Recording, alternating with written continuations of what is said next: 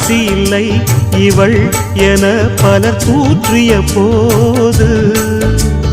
ராப்பகலாய் எழும் துயர் உனை வாட்டிய போது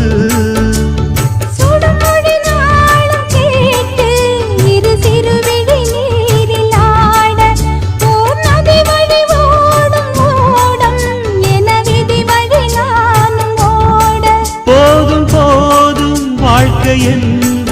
ஏழை மாது எண்ணும் போது நானும் அணைத்திடும் பூமிக்கொரு வாரம் என்று எண்ணி இருந்தேன் பூமுடிக்க யாரும் இன்றி கண்ணி இருந்தேன் சொந்தமின்றி பந்தமின்றி நானும் இருந்தேன் பொட்டு ஒன்று தொட்டு வைத்து பூவை அடைந்தேன் நன்றி சொல்லவே உனக்கு